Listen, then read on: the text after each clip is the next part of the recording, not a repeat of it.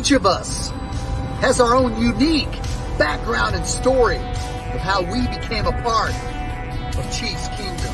Our reach is far and wide, with fans all over the world cheering on our Kansas City Chiefs. Everyone donning the red and gold has figuratively signed that mutual agreement and come together for one common purpose. For 76,000 of us at a time, to descend upon Arrowhead, man our stations, let out our loudest battle cry to the tune of 142.2 decibels, and make that stadium rock until our opponents beg for mercy. We are unrelenting in our pride for this city, these players, and this team. This is the show for the Allies, Arrowhead Allies.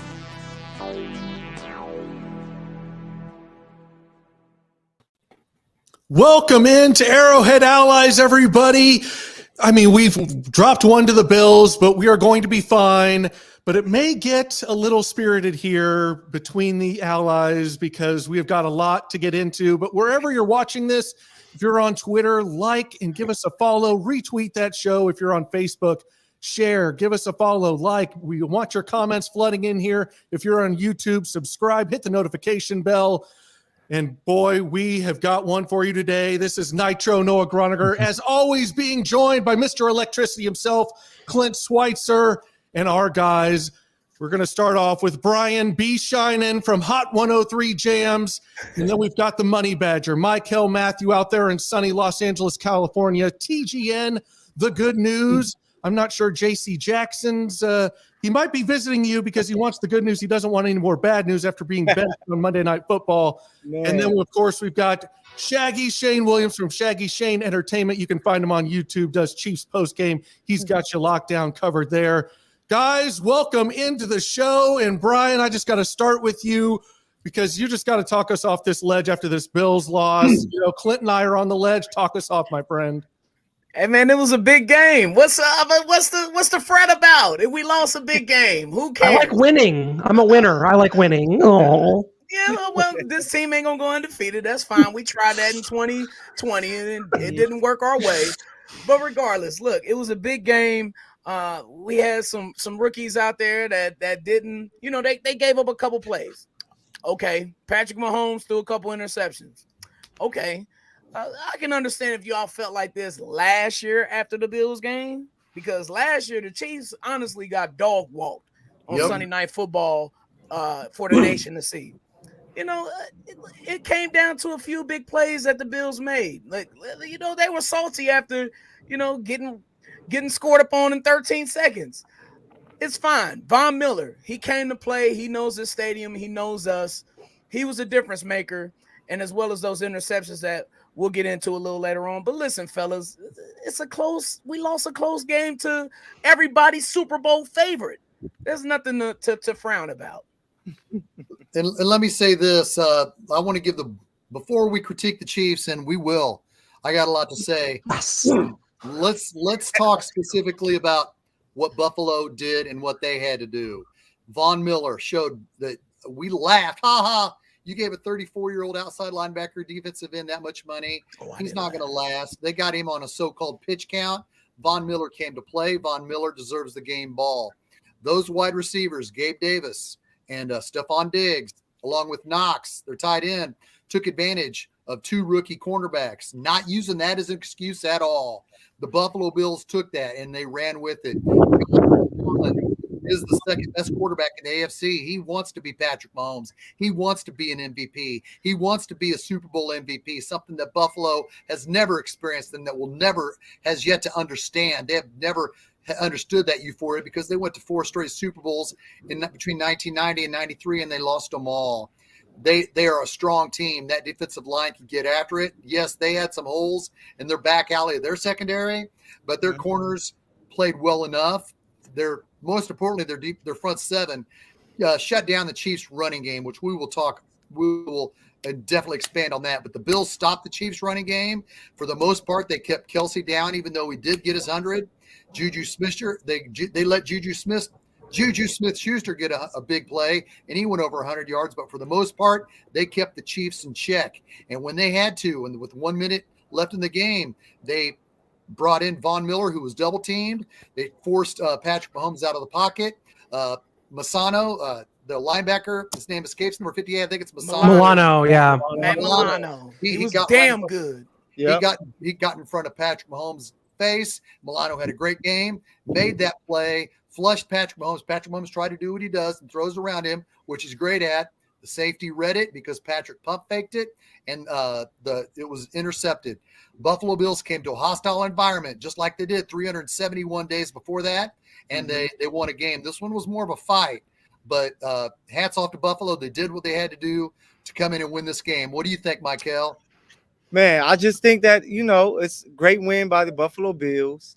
Got to remember it's early season, and if you would have told me that the Chiefs has a chance to be 5-2 going into the bye, I would be like, I'll take it, because of the schedule looked so crazy beforehand. It had people out there, pundits, a few idiots as well, saying the Chiefs wouldn't even make the playoffs, where you have a chance to get out of it 5-2. And just a few names that didn't play in this game. Trent McDuffie, do we think he's an important figure for this Kansas City defense?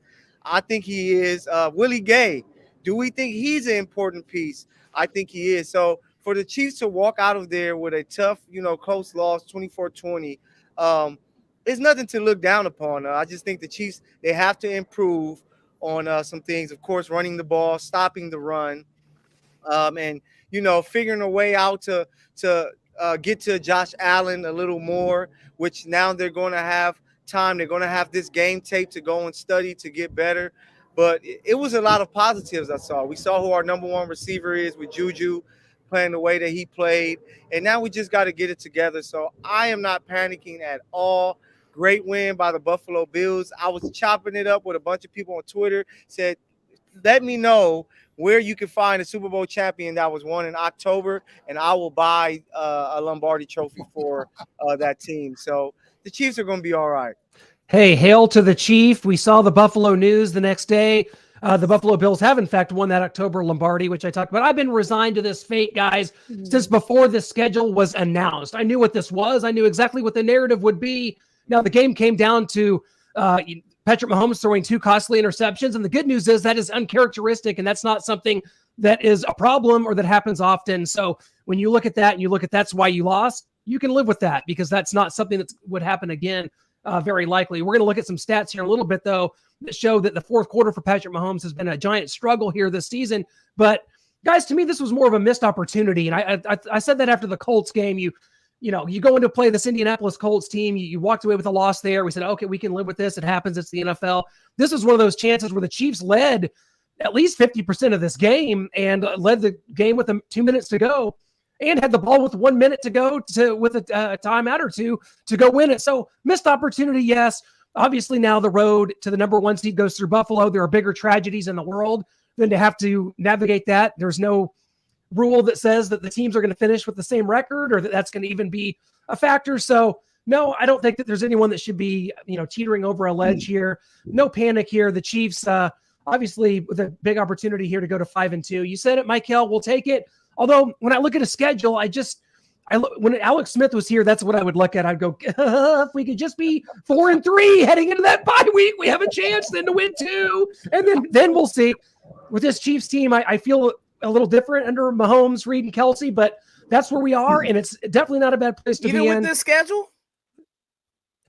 Oh, yeah, well, the schedule's loosening up, if you think about it. I mean, this is all of a sudden, these AFC West games, the Denver Broncos are lost. The Chargers have won 3 straight, but they look awful doing it. Mm-hmm. Close win over the Texans. They barely get by the Browns. Should have lost that game. They go to overtime with Denver, so right now, the Chiefs and Chargers are technically tied, but, no panic here. We'll see how things go.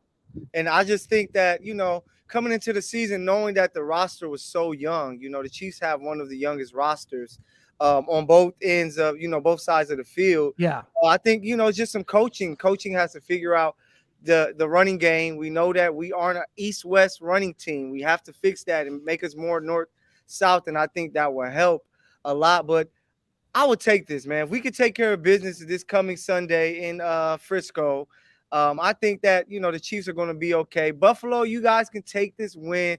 We remember last year when Buffalo beat us. All the fans were screaming and going crazy. We got you guys. We figured you out. But we see how it ends at the end of the season, and that's what we're playing for. We don't play for October victories. We play to try to win and play in February. So Buffalo, you can take this win. Now it's just that revenge tour. If we see you again, it's going to be trouble. Right, and like I always said, or like I said Sunday after the show, in Patrick Mahomes' Hall of Fame storybook career, he's going to eventually have to play some playoff games on the road. Yeah. Ideally, we get greedy. Come week 16 or week 17, if the Chiefs and Bills are tied, we're going to be following the schedule closely, hoping, how are we going to get home field? How are we going to get this bye? But long in the totality of Patrick Mahomes' career, he's eventually going to have to go on the road and expand on his iconic greatness. I want to piggyback on something Michael said earlier about coming into the season. Look, man, you're either extremely naive or just don't know football. If you thought that this Chiefs team wasn't going to give up big plays in the secondary, it is what it is. It's going to happen with this young team. It's going to just like you're going to get a pick six from this young team and with Jalen Watson. It's going to be a lot of boom or bust, especially with a lack of pass rush, which we'll dig into in a little bit. But look, man, giving up big plays is no big deal. I thought the defense kept everything. Well, not everything. I thought they kept things in control as much as they could. Thought they played well. Yeah, I just don't think you can leave Josh Williams on an island out Arrowhead there. Allies last week. The Chiefs only going to give up 24 points. Oh, we're taking that all day against the Bills. Right. So Sure. with all that being considered, man, the young guys are going to be much, much better later on against the Bengals when we play them in December. Later on in the playoffs when perhaps we're playing the Chargers and we got to see Keenan Allen and we got to see 81 again. I think these guys will be better for this later on. Trust me.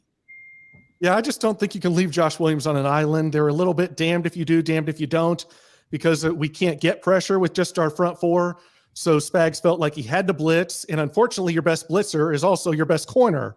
And so that means that you're leaving Watson and Williams kind of out there on an island. You might have one high safety. And I thought that high safety almost had to be told you have to play over Josh Williams' side. We're going to trust Jalen Watson. We've seen what he can do early in the season. He's got the snaps. He's proven that he can have some good coverage out there. So we needed to leave him on the island.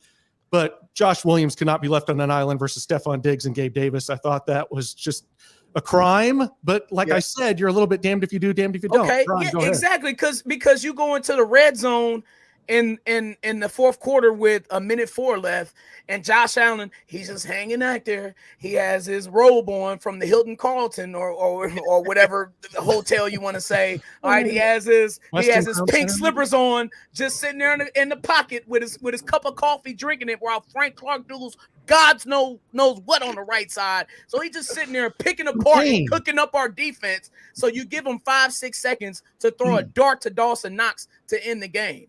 So I'm with the blitzing. I'm with leaving your corners on the island if you can in certain situations. Third and long, I'm with it all day.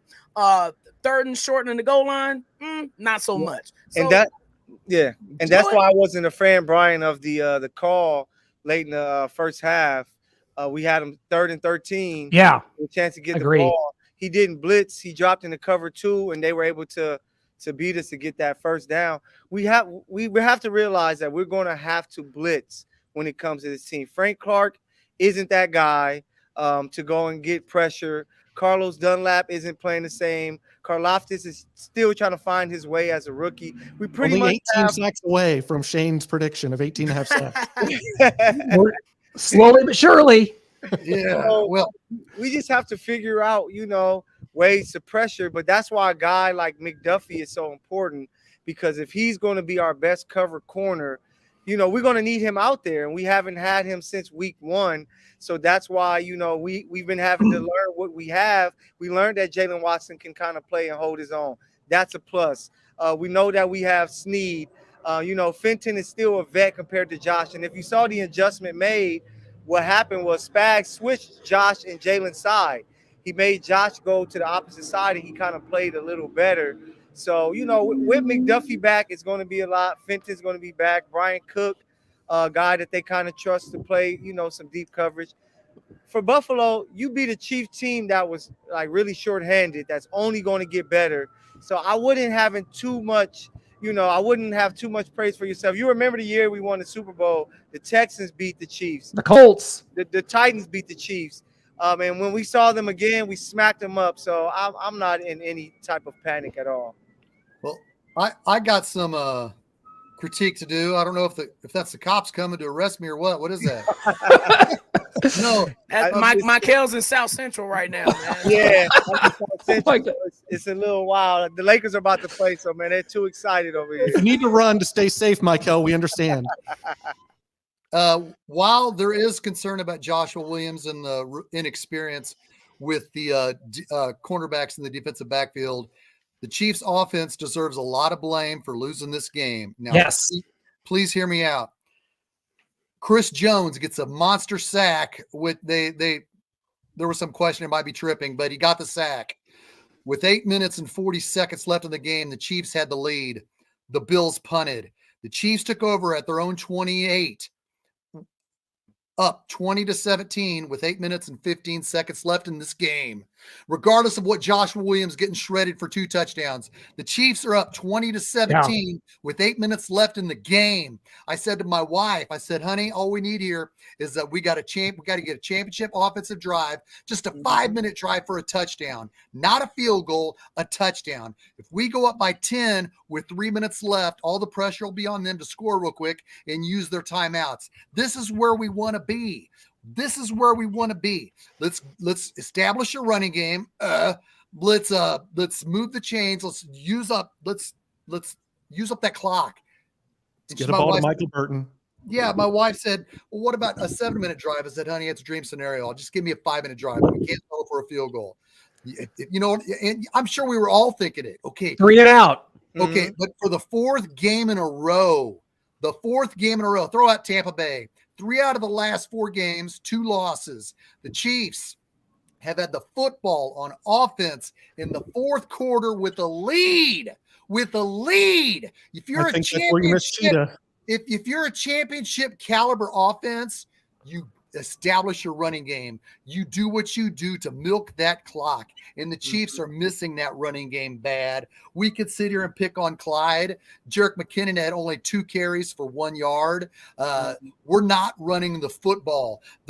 Our tackles on both sides aren't having that good of a season so far. Yes, we're 4-2, but our offensive tackles aren't playing that good. How do you build some confidence into them? Run the football. Shame. I know it's not in Andy Reid's DNA, but we saw when they wanted to run the football against Tampa Bay, they ran the football. That was paramount, regardless of all the rookies we had. At that point in time, with 8 minutes and 15 seconds left, you're up by 3. You established that running game. You milk that clock. And what do championship offenses do? They go 72 yards down the field, take 5 minutes off the clock, and get a touchdown. Don't let Von Miller freaking beat Andrew Wiley on 3rd and 9, one-on-one. That is unacceptable. The Chiefs offense cannot let these freaking teams hang around. When you're the freaking foundation, when you're Patrick Mahomes, Eric Bieniemy, Travis Kelce, everybody on the offensive roster who respects this team, you freaking go down the field and you put these teams away. It was paramount. We could have put them away. We should have went downfield and got a freaking 72-yard touchdown drive. That is my rant. That is my critique. And if it would have happened, we wouldn't have cared about Joshua Williams giving up 2 touchdowns because the Chiefs would have freaking won the game. So my blame, a lot goes on the offense. Oh, Shane, hey, when the Chiefs had the ball with 6 minutes left, I was right with you. I said, I told my wife, I said, Josh Allen should not touch the ball again this game. He shouldn't touch it again. Keep him off the field. Do exactly to them what teams do to Patrick Mahomes. But the Chiefs failed to do it, and you hit it on the head with that lack of running game. But also, I think one thing that is equally concerning is a lack of killer instinct. And it goes right with what you just said, Shane, with your rant. So I was right there with you, fam. Yeah, and the same thing was last week. The Chiefs punt the ball back to the Raiders. We talked about that first, second, and third down series there that led to a punt. And that could have put the game away right there. The Raiders could have easily come down and won that game. So here we are, Noah, and I think you have a graphic here that's going to show some of these fourth quarter woes for Mahomes just himself as we look at this offense. The 54.9 passer rating, worst in the NFL. And no, this is not Skip Bayless talking. We needed him in here to narrate this. Two game-ending interceptions now. It's technically true. The Colts game, I don't really consider that. That's a desperation mode of a situation to try to get into field goal range there with no kicker. So I don't know what that was. It was miscommunication between Juju and McCole. Yeah. So, but you see that, and there's some concern there. This stems back from the AFC Championship game and the second half and the fourth quarter of that game. And now we've seen it a few times here. But guys, we've talked about the weapons all year, and that's just kind of something that's going to be ever changing. You know, Michael's talked about that this unit has to gel and come together. Juju said that the same thing, and he got his first touchdown. But I want to look at two former second-round picks and kind of, I know that this is a very small sample size, but kind of comparing what we have in McCole Hardman, what we have in Sky Moore, because my concern is obviously it's unfounded and it's way too early, but that Sky Moore is McCole Hardman all over again. As you look here at this comparison, first 6 games for both guys, I mean, McCole Hardman had 291 yards, a touchdown, and was averaging 21 yards per punt return through those 6 games. Sky Moore, just 6 catches for 100, no TDs, and obviously a fumble against the Colts there. So when did that? Oh, yeah. Okay. Yeah. Oh, I know. I'd forgotten all about it. I'll take that to my deathbed. So just looking at these two right here, these are 2 second-round picks. We talked about trying to get the weapons surrounded Patrick Mahomes. You go and you get MVS, you get Juju. That's great, except for 4 years into McCole and 6 games into Sky Moore. I don't know what we have in these second-round picks, and that is a detriment right here to me. That's fair criticism. Yeah, I think those weapons, we're going to continue to see them grow. We're going to see more Sky Moore. He's starting to get more snaps in. But I think it comes down to what Shane was talking about, running the football. You know, we all remember the Super Bowl championship. We played the Niners. You hand the ball off to Mr. Williams there, and Damian Williams takes it to the house. That's how we were closing games, with that guy. So we have to try to find a way so that we can have some type of play action so that you can help these tackles out. I have no issue. Juju showed us what he can do.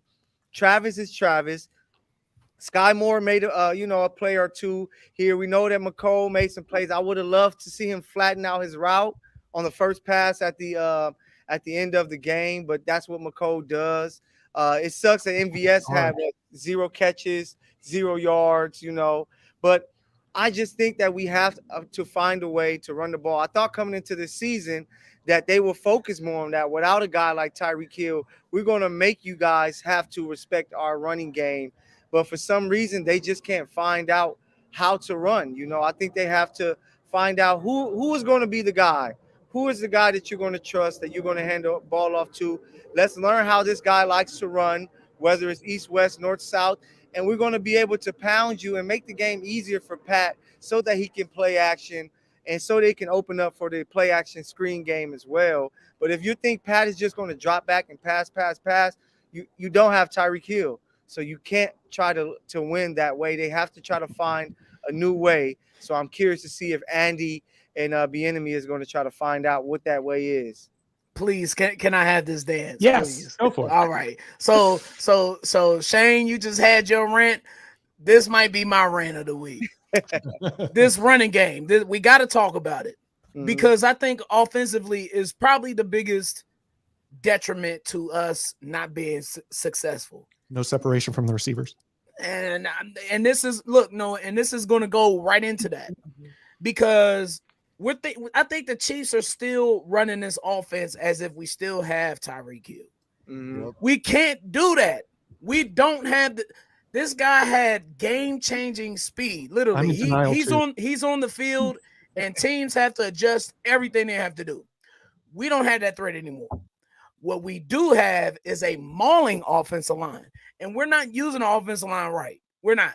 Orlando Brown, we're asking him to go against 50 and sometimes maybe 40 against the Bills when his footwork ain't really there for Von Miller. Like Von Miller's going to run around him. Period. Mm-hmm. That's not Orlando Brown's game. His game more is to maul you and to run that ball. And for the Chiefs to only run the ball in classic run plays 13 times is inexcusable. 2 for McKinnon for 1 yard, 2 for Pacheco for 9 yards. Clyde got 9 carries for 33. Patrick had to run. He ran 4 times for 21. They even gave Kelsey a carry, 1 for 4. But we have Pacheco. Pacheco is every time he runs the ball, it just looks like he's looking for contact. It like please come. He looks like a skinny Bam Morris sometimes running the ball.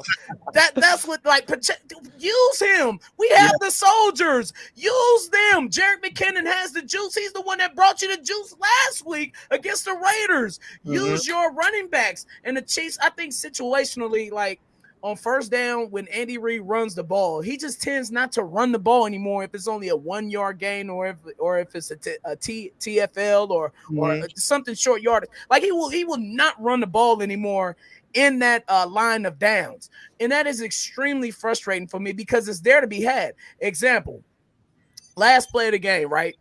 Or not last play of the game, the last offensive play for the Chiefs. The Bills rush 3. Von Miller goes inside. Von Miller, he usually goes outside, but for this particular reason, maybe he read something, and I think it was designed like this, but he went hard inside, didn't even fight to get outside of the tackle, right? So then that lets Patrick, okay, I see an opening. I'm just going to go outside and run. All of a sudden, what happens?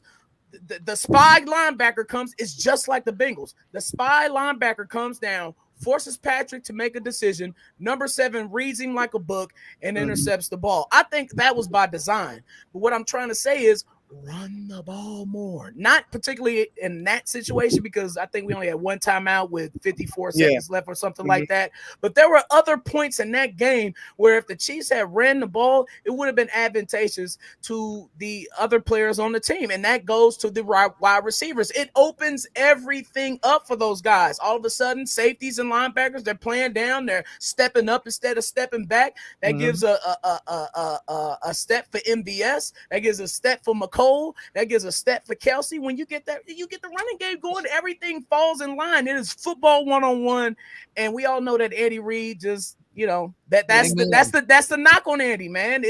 And here it is. Clyde's biggest game as a rusher. Does anybody know Clyde's biggest game as a rusher? 166 yards at Buffalo 2 years ago. Exactly. 26-17. Yeah. So you have to run the ball down their throat, especially we have this guy, Patrick Mahomes, that everybody fears and is scared of. They're building everything around him. So they're going to try to help their corners as much as possible. So when you can run the ball, it's like Andy Reid just threw away the Tampa Bay tape and said, let's throw that away. We ran the ball too well. I don't want to be known for being that team. That's what you have to do. This offensive line is built for that. We're built to punch people in the mouth and make them pay for it. Clyde doesn't have the speed to be east-west, but if he can go straight forward, find a nice hole, he can make some plays in the secondary to get you a 15-yard, 20-yard run. But you have to pound the ball north-south and make these guys pay for it. And like Brian said, then the play action game is open, and then we're going to get McCoy over the top, MVS over the top. MVS' biggest catch down the field was on a play action pass against Tampa Bay. So I just don't understand why they can't see that and try to make people have to game plan for more than just Patrick Mahomes. And what you guys are saying, and Brian, you're right. I still think they are running kind of the Tyreek Hill offense, but it makes me sad. Okay, you're right, but it just makes me very sad to hear that we need to run the ball more and use play action, because that sounds like, and like you've said before, that's an Alex Smith offense. That's a Ryan Tannehill offense. You need to get the ball going. You need to run the football so we can play action, draw everybody up, and get these open windows for these limited quarterbacks. Have you been watching football? Very, very depressed and sad right now. You've been watching the league this year, right? Yes. You've seen. Like there's very rarely any 30-point games, very rarely any 40-point games now. Like scoring is down, defense is up, And they're like, you don't see a lot. Even the Dolphins ain't doing. They did against the Ravens, but other than that, they've been held in check. So you're not seeing a lot of offenses score and do all this wild stuff that the Chiefs used to do. That's the thing of the past right now until they change the rules or do something silly.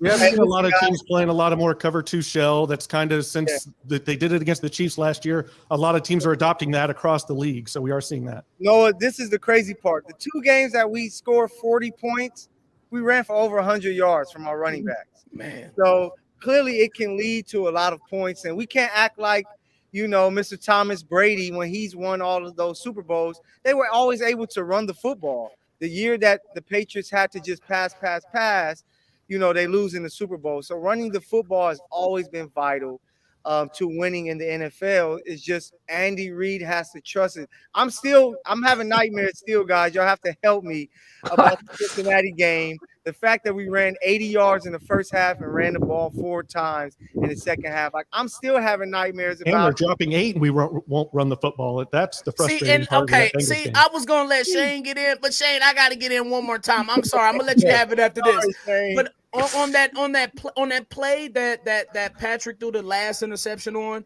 the Bills rushed 3 and they had a spy and they had 7 in coverage. Mm-hmm. What does that sound like? The AFC Championship game. It was almost the same exact thing. And that's another concerning part, is that Patrick still hasn't learned that lesson yet. But there's a long season, man. Yeah. Specifically to that play, Von Miller took care of double team and forced Patrick up in the pocket. Where in my opinion, Patrick Mahomes made the mistake is he pumped and then he threw it around the guy. If he, because he was trying to get around Milano, so he pumped. But when he pumped and then threw it the second time, that safety was able to read, I see Sky Moore coming across. That's who he's trying to hit. And Milano threw it off, and then he had to try to throw it around him. But long story short, in totality, I wanted to give this back to you and Noah Clint, because it's your show and you guys are doing a great job. The running game cures the slumping tackle situation. If it means Ronald Jones gets off, we need Ronald Jones. We need a proven running back in this scenario. Establish your running game. I know it's not Andy Reid's DNA. Get Wiley and Orlando Brown some confidence because they're getting shredded, and the 49ers are going to take notes of the Chiefs' offensive tackle struggling. So if we establish a running game, I know it's easier said than done. It has to happen. We might need to change head coaches then, Shane. I hear you. Bad news for you. I feel like it'll help our slumping offensive tackles. Thank you. And Shane, hard on the tackles here. If we take a look at this, both Chiefs tackles are in the top 5. So we just don't mind the crossed out part. Don't read that. Total pressure surrender. That is scary. Don't look at that. No, they're top 5. So that is all good here. That's funny. Hey, that's a stat you don't want your tackles in. Yeah. Well, let's take a look at what this Bills defense has done. We got Dan Orlovsky breaking down one play. And if you'll kind of watch this, and at the end, if Mahomes just would have given this a little more time to see what the Bills were adjusting to and audibling to, maybe he could have figured out something in this play and figured that they were going to cover 2, because they're showing it all out, cover 0 blitz, and then they check and they drop into cover 2, and Mahomes snaps the ball too fast for me. I think if he would have just waited a few seconds to see what they were going to do, they showed their hand that they were dropping into cover 2, and we'll check out what Orlovsky has to say. All right, so this is actually my favorite clip of this past weekend's games, because it shows how well Buffalo was prepared, studied, coached, and had an incredible plan. So this is the third quarter. It's like 3rd and 6 or 3rd and 7. I want everyone to see the kind of the domino effect of what happened. So right now they are showing what looks to be certainly an all-out pressure Buffalo. They got 1, 2, 3, 4, 5, 6, 7 guys up at the line of scrimmage. And Patrick was like, okay, here comes their all-out pressure. They had run it this game before, so this is totally justified by him. So see how he's pointing right now? He's going to communicate to Kelsey and change the protection. Like, hey, I think all-out pressure is going to come. I want you to be part of the protection and give me a chance to get the ball out, okay? Now watch. When Kelsey moves, watch what happens. Look at Edmonds' triggers. Kelsey steps down because Patrick's saying, hey, come in, be part of the protection. He triggers. Now they're going to totally change the call from all-out pressure to cover 2, to their Tampa 2. And look at everybody on their defense communicate. Watch everyone. He's looking right at him. Everyone on the defense now starts with him.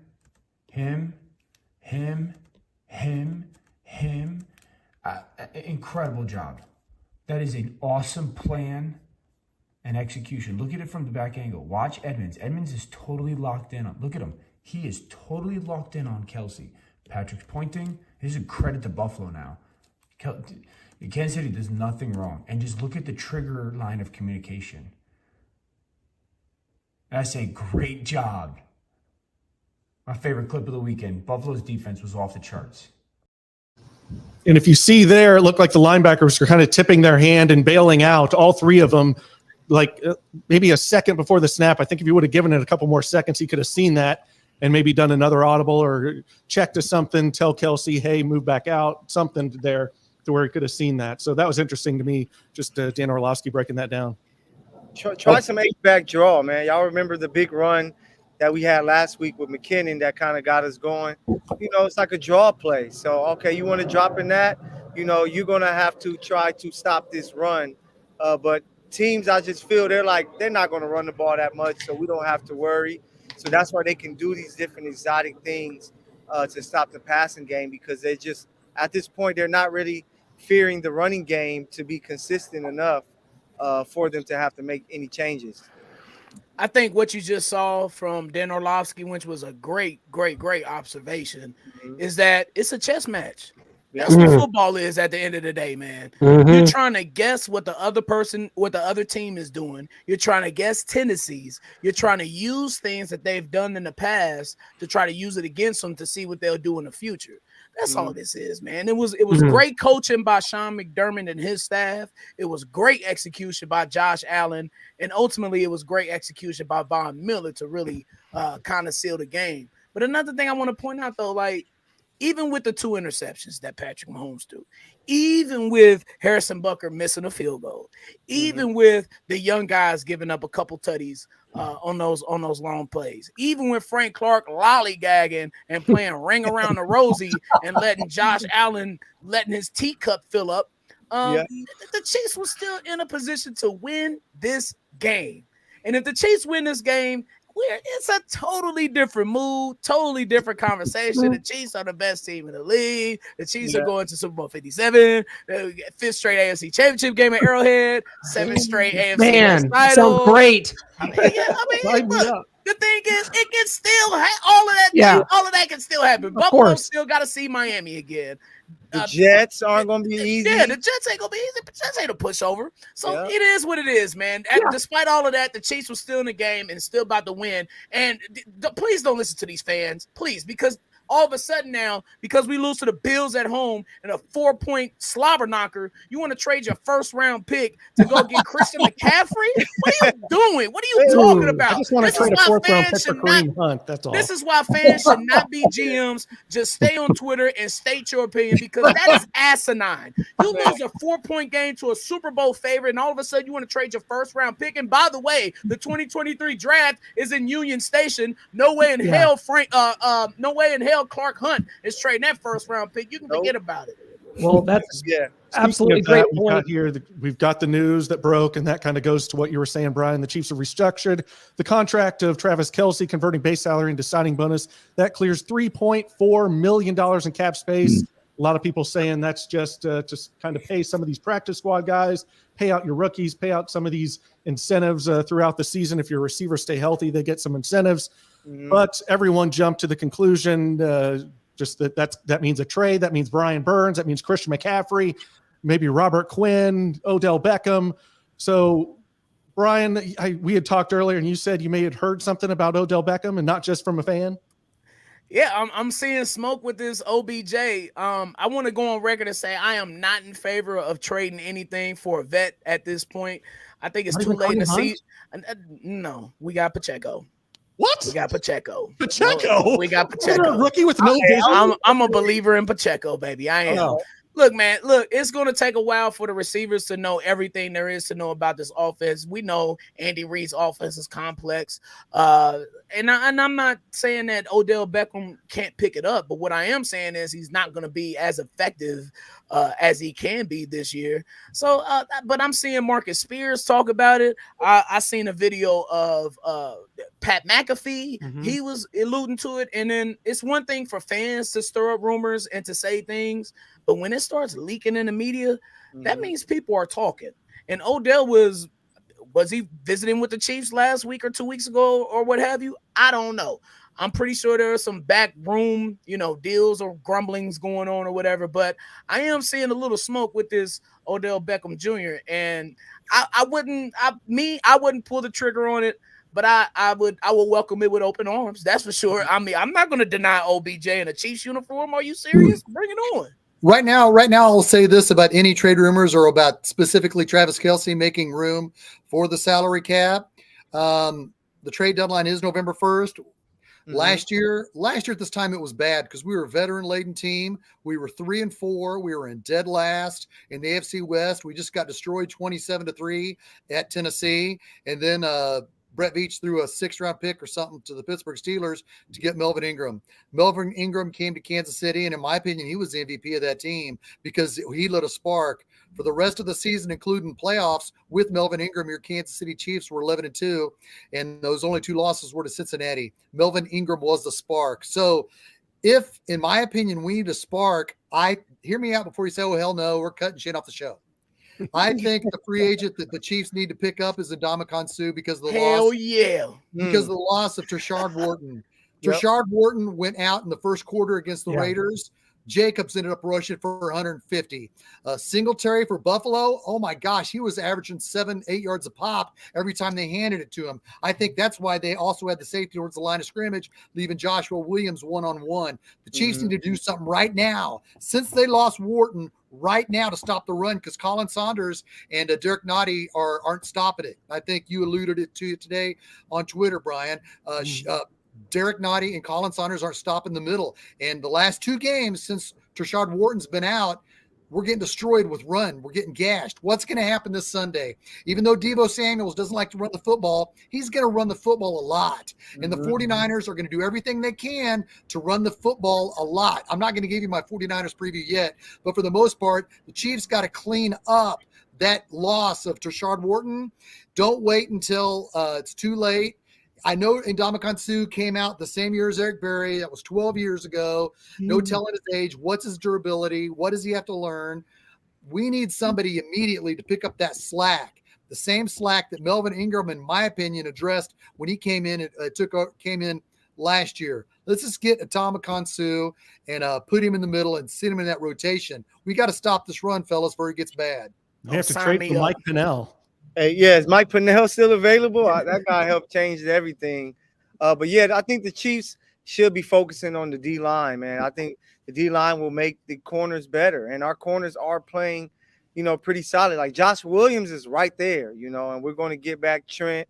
Fenton's going to be back. But when, like Brian said, when your quarterback can sit back, drink coffee, read the morning page, and then throw a game-winning touchdown, that's a problem. So finding someone who can help Chris up front will be the big thing. So if the Chiefs are going to trade for anything, I think the pass catching weapons are all right. Use 3 tight ends, please. We have very big and skilled tight ends that we have to use, but we have to find a way to get after these quarterbacks. And it's going to make our defense so much better, especially with the return of Willie Gay this week. Yo, sign me up for Ndamukong Suh in the Chiefs uniform right next to Chris Jones. Are you serious? He would add. He would take the defense up another notch, in my opinion, with an attitude that he would bring. Not the best of attitudes all the time, but I think you need a little nastiness. Everybody can't be a choir boy on your football team. That's just the nature of the beast with football. It is what it is sometimes. So then Kareem Hunt's welcome back, right? Well, we're talking about on the field, not. I think Chris Lamons. I think Kareem Hunt will be back next year. It's my opinion. He's a free agent. You think so? Yeah. Really? He's the only one that makes sense, money and talent wise. I mean, there's Saquon Barkley out there. I mean, you've got Tony Pollard who's a free agent. Don't tease me. Don't tease me with Saquon Barkley now. He is a monster. Just I would kick my own girlfriend right now on video and lie about it to each and every one of you to get Kareem Hunt back in this organization. Oh, you don't love your girl. You don't. I'm not kidding. I hope she's not watching. Speaking He of that, doesn't. He was just kidding. He was. That was a joke. Ha ha ha! Everybody. No, I'm serious. Amateur hour. We're going to to cut Clint off here before we get taken off the air. We're not biased at all here, by the way, guys. We are not biased. We have no dog in this fight, but I love you, Kareem Hunt. No, Yeah, we told him to come back. Look, I think the big difference. I think the big difference too was that you knew it was Kareem and it was Darrell Williams. Those are your two backs. Those guys got all the snaps. Now, when you play musical chairs with three different running backs, guys really can't get into a rhythm. And the weeks that we had big like running games, guys got into a rhythm. You know, I think Clyde had 18 carries against Tampa Bay, which led to the 90-plus yards. Week 1, when Pacheco led the team with 60 yards and the touchdown, he was able to get 12 carries. I just think there's no rhythm there, and that's where I think the coaching has to come in. Like, who are we going to use? Who are our guys that we're going to use? If it's going to be Clyde and Pacheco, let's make sure that they're in there, you know, all 3 downs. Is it going to be Pacheco and McKinnon? Then that's the way you have to do it. But, of course, having Kareem back will be huge because maybe the trust factor is there. But I think the Chiefs have to decide who are our 2 running backs. The year we won the Super Bowl, it was Darrell Williams, it was Damian Williams, and that was that. So we have to figure out who are the 2 guys that are going to carry the load for the rest of the way. Look, man, look. I loved Kareem Hunt when he was wearing the 2 Apparently not. gold. No, I did. It's just that I don't live in the metaverse. I'm not saying you do, but I think realistically with everything. And I just don't see a scenario where Clark Hunt would sign off on bringing him back to Kansas City. The Chiefs already faced the Blues with, you know, them being the Chiefs, A, B, with, you know, some of the players that they've signed in the past. I'm not sure if they want to welcome that again. And then Kareem Hunt, he's in year, what, 6, 7 now? 27, 22, 20, 27, 28. And saved as a number 2, just kind of throw in there when Nick Chubb's tired running back. I don't think he's got the wear and tear. But okay, so what money is he going to command? That's another, like, Less why than would Saquon Barkley? Okay, I'm not saying go get Saquon Barkley, but he's going to cost more than Pacheco. And Pacheco hasn't proven himself yet, like Kareem Hunt has.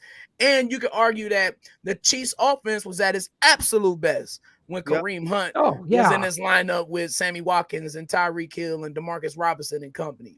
But be that as it may, I don't see a scenario where plus Rashad Fitton's got 27. So you know what numbers he gonna wear? Huh? Yeah. Let me say this. Single digit now. You can be a single digit number now. As Kenneth Caldwell just said here on the scroll, can you imagine Isaiah Pacheco with Kareem Hunt? That would be a dream scenario, Kenneth. And we can expand on this when free agency starts, because we're thinking of the 2022. We could talk about this next spring, but specifically, the Chiefs can get out of Clyde Edwards-Helaire's contract this year. Ronald Jones only is under a 1-year contract. McKinnon's only under a 1-year contract. So the only pure running back after this season ends that is under contract will be, if they wanted to get out of Clyde's contract, is Isaiah Pacheco. After this year, we won't have any running backs or receivers on the roster. It'll be great. Here you go. Specifically to running backs, if and when it happens with Kareem Hunt, I think it will be next year. Kareem Hunt has stayed close to the Chiefs. Kareem Hunt was at Patrick Mahomes' wedding in Hawaii. So he's friends with the family. The family loves him. The team, as you hear, Kelsey still loves him. They wish him the best. You know, when they got rid of Kareem Hunt in December of 2018, it hurt them, but they wanted the best for him.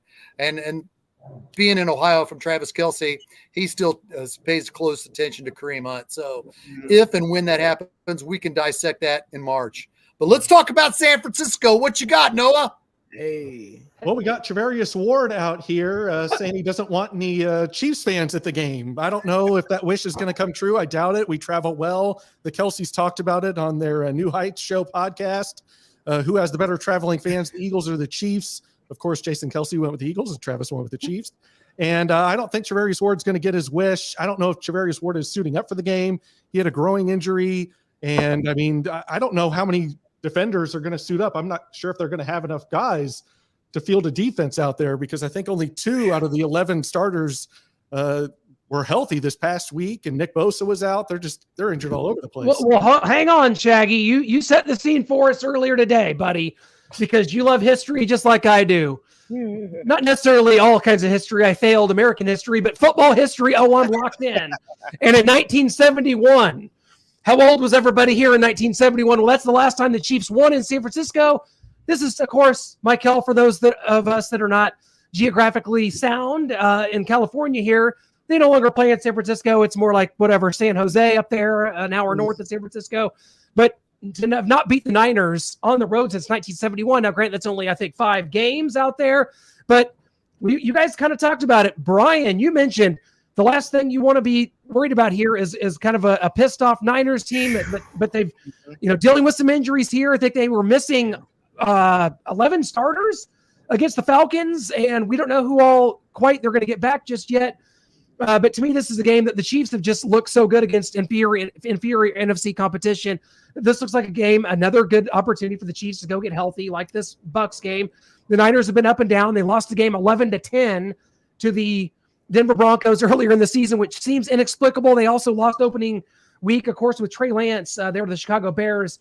So the Niners have a great roster top to bottom. We don't know who's going to be available. And to me, this looks like a game the Chiefs might be able to go and get a little healthy here. But like cautionary tale, this is the NFL. You're gonna have to go play your game here because the Niners are a very good roster. Yeah, the 49ers are walking wounded. They're worse than how the Ravens were at the end of last year.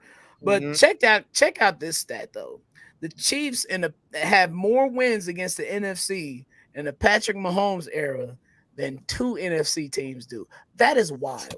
The domination that Patrick Mahomes has had over the other conference, it is astounding. And to be honest with you, I don't see it stopping this coming up Sunday. I really don't. I think this is not a statement game for the Chiefs, but a get right game. Yeah. I think the offense, you'll see them click on all cylinders. I think you'll see a great first 15 from Andy Reid and Eric Bieniemy. I think you'll see Patrick being sharp. I think you'll see them include the running game and try to get that going a little bit more. Something that the Chiefs, like you mentioned earlier, Michael, against Tampa Bay, Arizona, the games that we really dominated, that we ran the ball really well. And I think defensively, we getting some starters back. Willie Gay is coming back. Trent McDuffie is coming back. So that's why I was so against the trades earlier, because we're getting additions back on our own team, and we have yet to see this defense at its full strength. So I'm excited for this game coming up. Plus, my big brother is a big 49ers fan. You ask yourself, Brian, how in the hell did that happen with you being such a Chiefs maniac? It's a long story. I'll get into it to a book later on in my life. But be that as it may, I don't want to face a pissed off 49ers team, but this 49ers team, they're limping. They are limping right now, and it's looking bad for that defense. A lot of players are going to be out. Yeah, I say 27-17, man. I think the Chiefs are going to, the Chiefs are going to be mad. They see what everybody's saying in the media. Then they know, okay, we take care of business. We get a bye week, and we get to come back and try to make a run. I think the defense is going to really look well against Jimmy Garoppolo, who is playing very bad, very poorly. We see why the Niners are so fast. Like, take the team to the NFC Championship, you would think they're like, let's run it back. And they were like, hell no. We have to move on ASAP, and we're seeing why. So I think the Chiefs are going to take care of business. I think the running game is going to be key, because we know that if Bosa is able to play, that they're going to try to get after Pat, because they're going to be pissed. This is their rematch after us beating them in the Super Bowl. But I think that the Chiefs are going to be too much for them. Look out for the backs to have a big game. And which receiver is going to step up? Is this guy's first 100-yard game of his career? Maybe we might get that. So I can't wait to see it. Scott needs to move around during the scramble drill when Patrick's trying to make magic. He needs to move around. Yep. I don't like this game. I don't like this game for the Chiefs at all. I saw what the 49ers did to the Rams about a month ago. They destroyed them. They ran the football. Garoppolo had time to pass. I hate this matchup. I don't like the Chiefs in this game. I think it's going to be 28-17 49ers. I think they're going to rush for over 100 yards. They're going to eat up time of possession. Nick Bosa is going to have a field day with a struggling Andrew Wiley. But if Andy Reid proves me wrong, if he thinks, man, I don't want to watch Nick Bosa destroy my tackle, I don't want to watch our other defensive end swarm our tackle and have Patrick Mahomes get sacked 7 times before the fourth quarter. If we run the ball, if Andy Reid comes out to make a concerted effort to run the ball, I think we could win 20-10, but I don't have a good feeling in my gut. I want to be wrong. I've been wrong before. I predicted the Chiefs to tie against Tampa Bay, and it didn't happen. I just, my gut. Maybe this will be the tie. Maybe we can get a tie out of this. Talk yourself into a tie here. Hold on, Shaggy. Hold on. Let me give you a couple things to brighten up your mood. So, Marcus Mariota, right? He's not in the class of Patrick Mahomes. Well, is he? No, he's not. No. So let me tell you something. Last week, this guy was 13 of 14, 129 yards and 2 tutties, and he added 50 yards on the ground, I might add. And the Falcons pitched the second half shutout against 49ers last week. They were the walking wounded for a reason. Here's another thing, Shaggy, which I think will be the difference maker in this week's game. Special teams. 49ers have given up 23.2 yards per kick return. That's 9th in the NFL, and they have 2 field goals blocked. I think this is a chance for Dave Tobe to get back for that Indianapolis game that we lost. I'm telling you, man, I think the special teams are going to make something happen this week. I hope you're right. I'll be 53 next month, and I've never seen the Chiefs win in San Francisco. They've always been bad, ugly, and hair pulling. And Nick Bosa coming back, I think we have to change our philosophy. I think that team's going to be hungry. I saw what they did to the Rams. What do you think of that Rams 49ers game, Michael? You saw it too, didn't you? No, yeah, it was just, a divisional game, man. They match up well. And we clearly see the Rams aren't the same Rams of last year. So you saw the struggles there. And I know the Chiefs haven't won in a long time in, San Francisco. But Patrick Mahomes wasn't the quarterback. That was the big issue with those games. So now with 15 there, he's going to be fired up. He's hearing everybody talk about Josh Allen like he's the best quarterback in the league. I think that you're going to see this might look a lot like the Cardinals game where the Chiefs are going to run the ball, come up with a lot of different plays just to shut up those naysayers as they head into the bye week and prepare for that run. So my fear level isn't too big. I don't think the Niners are the same team that they were last year. Like you said earlier, Shaggy, Debo isn't running the ball. So if you take that away because he wants to be a pure receiver, hey, that's going to help the Chiefs out. Willie Gay is going to come back hungry. He's going to be pissed. He might break a few vacuum cleaners at this game. Yikes. We don't want that to happen now. Yeah, as long as he doesn't do it at his lady's house. But he's going to be there trying to, make some stuff happen just to show the guys like, man, I miss you guys. And then, we're going to see McDuffie battle against Ayuk and guys like that. I'm confident that the Chiefs are going to take care of business. Yeah, I like the Chiefs here, guys. And I like it. Like you said, 27-17, Michael, that works for me. Just write that down for me as well. Gotcha. I like the Chiefs' focus on the road. If you look throughout Patrick Mahomes' career, and we're going to have to do a documentary on this, Noah, the Chiefs' focus and energy level on the road. If you can look at stats, you look at scores, the Chiefs on the road are a different animal. I can't explain it. I don't know what this is. That has not, of course, been the case in the playoffs because there's not been a road playoff game to compare it to. They've all been at home. But this team's only got to 2 Super Bowls after hosting every game at home in the playoffs in 4 years. So going on the road here, I like going on the road. I like the refocus that maybe it brings, or must be something about it that kind of refocuses this group, and I like it. Michael, I'll just go with your score there. Not to piggyback off it too much, but that sounds about right. Hard to imagine the Chiefs getting 30-plus against the Niners without some turnovers and some special team stuff, but you mentioned that, Brian. All that's possible here. I like the Chiefs. Yeah, I like the Chiefs too, but I'm a little bit more with Shaggy. I think this is going to unnecessarily and frustratingly be a very close, tough, hard-fought game, and I don't want it to be, because we've seen what the Falcons just did to them. But like you said, if Nick Bosa is coming back, they're getting healthy on defense. I could see this being like a 27-23 type game that the Chiefs kind of squeak out late, and it's just frustrating and don't want to see it. But I think that's just what we're in store for here. And so is everybody giving their score prediction? Brian has not. No, I didn't. Let's see. Greenlaw might be out.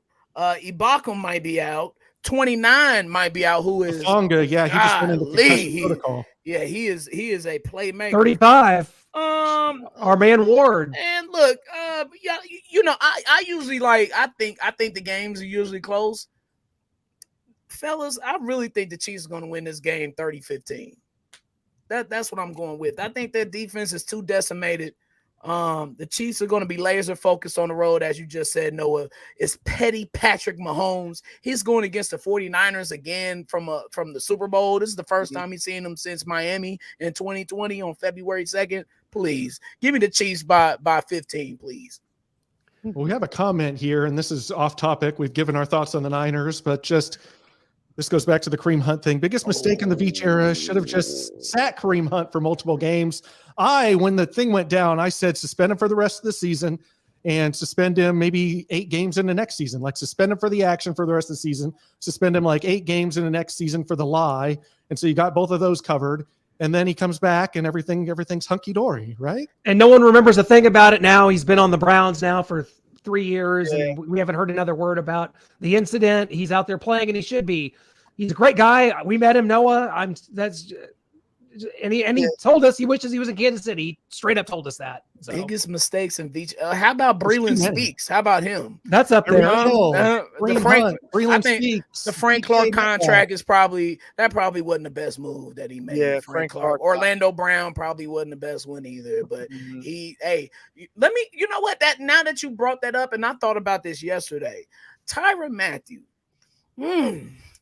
Didn't look good against the Jamar Chase and them Bengals last week. And you ask yourself, Brian, why are you bringing up Tyrann Mathieu? I love him to death. I loved him when he was with Kansas City. But I think that's one of the best decisions and one of the best free agent acquisitions in history, because I think the Chiefs got him right in his sweet spot. I think the Chiefs got him right when he was still athletically at his peak, but then he was at his peak mentally too. I think he had the game on lock in 2019. I think the Chiefs really got the best of Tyrann Mathieu, and we got to look back now and give Brett Veach his props on probably not offering him a contract, and he missed that tackle against Jamar Chase, and we saw it here last year at times. Maybe this will be a good conversation for the bye week, but just the whole Brett Veach thing and some of his missteps and the things that he's hit on, the L'Jarius Sneeds of the world. But the more I think about it, the more I'm kind of 50-50 on Veach, and the number of missteps that he's making are climbing. And so I'm kind of 50-50 on him, and just I don't know where this is going long-term wise. Really? Everyone just love Brett Veach. He's great. He's golden. Just keep it going. Let's break that down. Let's expand on that next week. Yeah, please. Let me think about that one. I'm gonna get at you on that one though. Yeah. Top 5 biggest Veach blunders coming next week on Arrowhead Allies. And it's going to be a good one. The Chargers here tied with us at 4-2. Someone commented that, so we'll just kind of go into this real quick and look at the standings. This would be your playoff teams as of week 6. No, we don't want to play the Colts. No. Even if there is a playoffs, I don't know. Arrowhead, I like it. The Bills won the October Super Bowl, but in Kansas City, I like the Colts. I think the Chargers. I was looking at their schedule. They got the Seattle with that great quarterback Geno Smith over there doing his thing, which is crazy what he's doing. You got at Atlanta, at the Niners, Chiefs, at the Cardinals with Hopkins back, at Raiders. Like, their schedule looks really tough, and with them, they've been so up and down. And like we all saw yesterday, like I can't believe they're 4-2 with the team, and without a healthy Bosa, they can easily lose 2 or 3 games straight, and within that stretch, to where I think the Chiefs are going to walk away with this division like they usually do. I remember, I think it was last year, around middle of the season, everybody, are the Chargers going to finally, are the Raiders? And it just didn't happen. I don't expect anything, just because they're the injuries have really killed them. Keenan Allen, when will he be healthy again? There's some worry out there in Charger land. How about that Jets-Titans wild card matchup? I can't wait. Yes, sir. Sign me up. Man, we to go apple picking at that time. So whenever that game is, I can lock those in. Well, guys, we'll be back next week, hopefully talking about a Chiefs win over the San Francisco 49ers and looking ahead. Yeah, we want Shane to be wrong so bad, and we're going to give it to him pretty good here. if he is. So, guys, thanks so much for joining us here on Arrowhead Allies. Each and every one of these gentlemen, this is, to me, the mega power is exploding off the launching pad. Every single person here does such a great job, and we can't thank you enough for checking in with us each and every week, guys. It's been great. All the comments, everything that you guys do for everybody here, Arrowhead Allies. We'll be back next week talking some bye week. Maybe roofing and solar. Oh, thank God! Oh, I can't stand it. We got to get you guys shirts, Brian, Shane, Michael. So when we get off here, hit us with the design you want, the size, and we got to get you guys some shirts. And all the fans out there, make sure you visit Starcade Media on Facebook, our Facebook page. Hit shop now, and you can get your Arrowhead Allies merch as well. Hey, throw me that hoodie, man. It's gonna get cold eventually in LA, I believe. Oh, come on, the LA guy wants the hoodie. Nah, I want an Arrowhead Allies onesie. That's what I want. With the We're working on that. The biggest hoodie.